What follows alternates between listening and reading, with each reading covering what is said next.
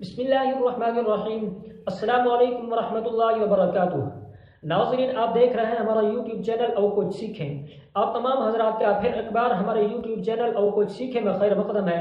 آج درس قرآن جو کورس شروع کیا تھا ہم نے، درس قرآن کیسے دیں، اس کا سبق نمبر 4 ہے۔ اس سبق کے اندر میں آپ کو بتاؤں گا کہ قرآن پاک کا شان نزول آپ کس طرح بیان کریں۔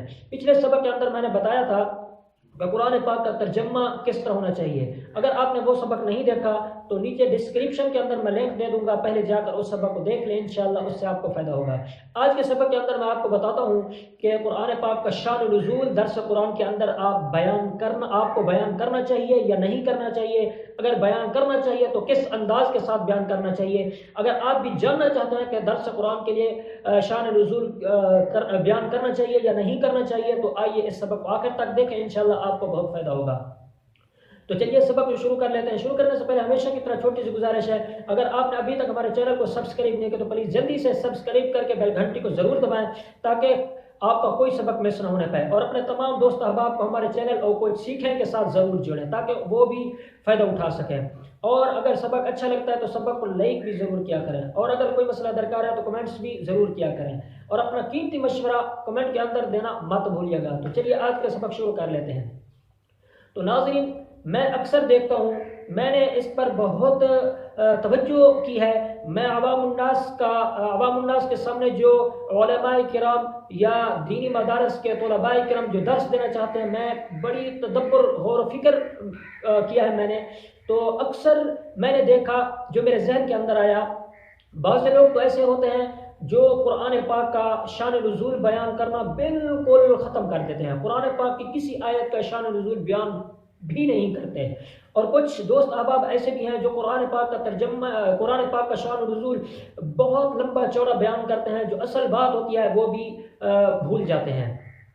تو آپ نے کیا کرنا ہے، قرآن پاک کا شان نزول بالکل بیان کرنا ہے، اور اس انداز کے ساتھ بیان کرنا ہے تاکہ عوام الناس کو سمجھ بھی آئے اور عوام الناس اس کو پسند بھی کرے۔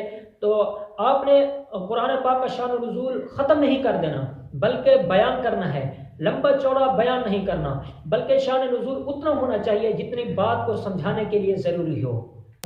تو شان نزول لمبا چوڑا بھی بیان نہ کیا کریں، کیونکہ آپ کے پاس جو درس دینے کے لیے وقت ہوتا ہے یہ وقت بہت کم ہوتا ہے۔ اگر آپ شان نزول لمبا چوڑا بیان کریں گے تو آپ اپنے دل کی بات دوسرے تک نہیں پہنچا پائیں۔ تو آپ شان نزول کو تھوڑا سا اتنا بیان کریں جتنا قرآن پاک کی یا اس آیت کا حکم سمجھنے کے لیے ضروری ہو، اتنا بیان کر کے آپ اصل بات کی طرف آئیں اور اصل بات عوام الناس کو سمجھائیں کہ اس شان نزول کا مقصد کیا تھا اور یہ آیت ہمیں کیا سبق دینا چاہتی ہے۔ تو اس طرح اگر آپ درس دیں گے تو آپ کا درس انشاءاللہ العزیز عوام الناس کے سامنے مقبول بھی ہوگا اور عوام الناس اس کو پسند بھی کرے گی۔ تو آج کے سبق کے اندر گویا کہ ہم نے سیکھ لیا کہ قرآن پاک کا درس دینے کے لیے جو شان نزول ہو وہ بالکل چھوڑ بھی نہیں دینا چاہیے اور لمبا چوڑا بھی بیان نہیں کرنا چاہیے، بلکہ اتنا بیان کرنا چاہیے جتنا بات کو سمجھنے کے لیے ضروری ہو۔ تو مجھے امید ہے آج کا یہ سبق آپ کو پسند آیا ہوگا۔